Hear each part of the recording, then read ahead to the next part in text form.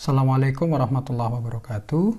Ketemu lagi pada mata kuliah HIV dan AIDS. Kali ini saya menyampaikan mata kuliah dengan tema infeksi oportunistik kolaborasi tuberkulosis, HIV dan AIDS. Apa itu infeksi oportunistik? Pertama, infeksi oportunistik adalah adanya banyak kuman di dalam tubuh setiap orang, baik itu bakteri, virus, parasit, maupun jamur.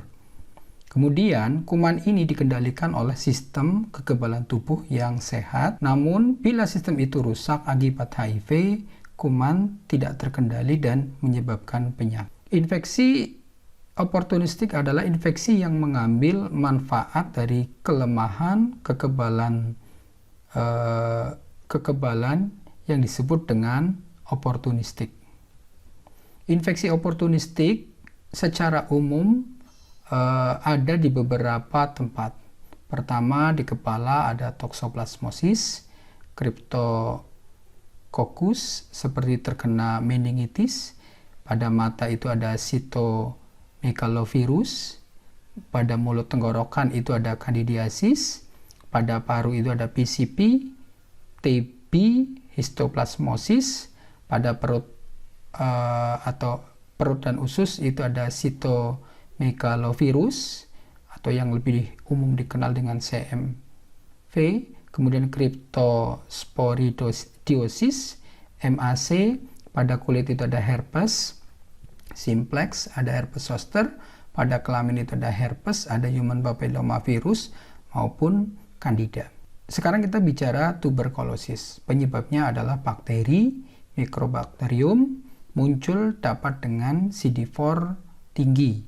Adapun gejalanya ada batuk, kelenjar bengkak, keringat basah waktu malam, sedangkan pengobatannya kombinasi obat selama 6 bulan. Pencegahannya INH untuk 9 bulan. Masalah lain, interaksi antara obat TB dengan ARV. Kemudian kandidiasis, ini penyebabnya adalah jamur Candida yang sangat umum, muncul waktu CD4 di bawah 300. Adapun gejalanya gumpalan putih kecil seperti busa di mulut dan vagina. Pengobatannya seperti yang tertera, baik dari mulai lozenge, sentian, violet sampai ke terapi alam. Adapun pencegahannya mengurangi penggunaan gula berlebih. Kemudian PCP, ini jamur pneumocystis cerevisiae yang sangat umum. Pneumonia pneumocystis PCP jarang dijumpai pada orang sehat. Muncul waktu CD4 di bawah 200. Gejala sesak napas, batuk kering, pengobatan kombinasi obat yang umum dan efektif. Pencegahannya beberapa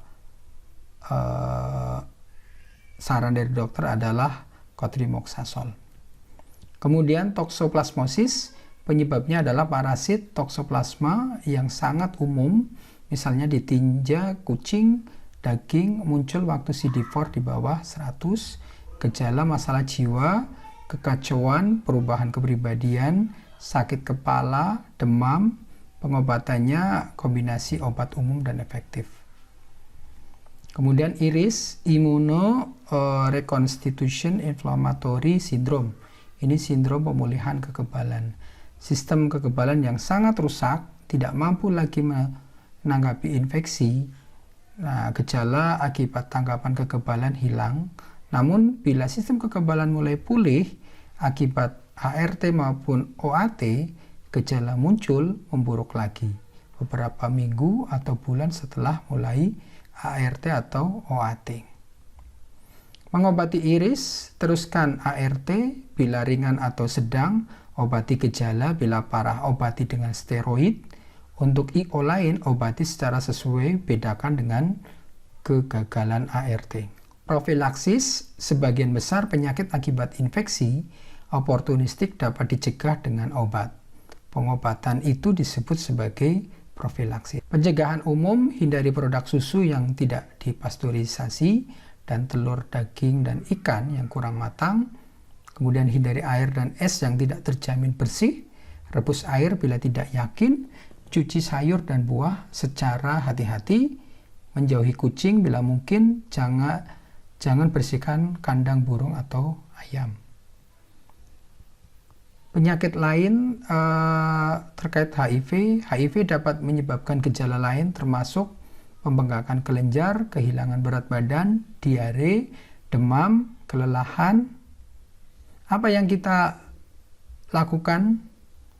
Pertama, infeksi oportunistik dapat dicegah. Yang kedua, cara terbaik adalah memakai ART sebelum infeksi oportunistik muncul. Yang berikutnya, dorong teman agar tes HIV karena sangat penting. Strategi kegiatan pendukung terkait dengan HIV dan AIDS, perempuan usia produktif, pencegahan penularan HIV-nya, ada di samping itu dari penyuluhan HIV, pelatihan perubahan perilaku, penyebarluasan materi, sampai ke layanan VCT. Itu jika cegah penularan HIV-nya baik itu positif maupun negatif. Perempuan positif itu juga terus dipantau kesehatannya, kemudian jaga imunologinya. Cegah kehamilan, aktivitas yang dilakukan adalah konseling, sarana kontrasepsi. Kemudian untuk cegah penularan ke bayi, pemberian ARV, konseling kesehatan ibu hamil, konseling pemberian makanan bayi, persalinan yang aman. Kemudian kalau dukungan psikologi, sosial dan perawatan, pengobatan ARV, pengobatan infeksi oportunistik, bantuan pemeriksaan kesehatan, layanan support group, perawatan anak, imunisasi, bantuan finansial. Risiko penularan HIV dari ibu kepada pada bayi, periode transmisi, kehamilan itu risikonya 5-10%. Kalau persalinan 10-20%, menyusui 10-15%. 15%, total 25-45%. Perlu antisipasi dini, pemeriksaan yang rutin pada ibu hamil untuk melakukan tes HIV. Ini sumber dari DEKOK dan kawan-kawan tahun 2000. Transmisi vertikal HIV, kehamilan, resiko 5-10% ARV, kemudian persalinan 10-20%, ARV, kemudian rekomendasinya adalah seksio sesarea, kemudian laktasi 10-15%, ARV, kemoprofilaksis, kemudian susu formula. Ini adalah aktivitas intervensi yang namanya PMTCT. Penularan HIV melalui ASI, 5-20%, tingkat penularan meningkat seiring lamanya laktasi. Umur 1-6 bulan itu 4% kumulatifnya, kemudian 7-12 bulan itu 5-9%, kemudian 13-24 bulan itu 16%, meta-analisis transmisi kumulatif sebesar 9,3 pada usia 18 bulan dengan persentase menyusui 8,9 per tahun. Kemudian ini HIV dan anak. Pertama, antibody test tidak akurat untuk bayi baru lahir, kemudian perlu waktu 2-3 bulan untuk hasil tes yang akurat. 20% akan mengalami infeksi oportunistik di masa 1 tahun kehidupannya. Anak dengan HIV akan lebih lambat perkembangannya. Yang kelima, sering menderita penyakit infeksi jika dibandingkan dengan anak lain. Yang keenam, menderita infeksi oportunistik seperti orang dewasa. Dan yang terakhir, anak sering menghadapi berbagai masalah seperti keluarga, bullying, kesalahan, pengobatan, seksual, dan penampilannya. Mungkin sampai di sini dulu. Jika ada pertanyaan bisa kita diskusikan. Billahi taufiq wal hidayah. Wassalamualaikum warahmatullahi wabarakatuh.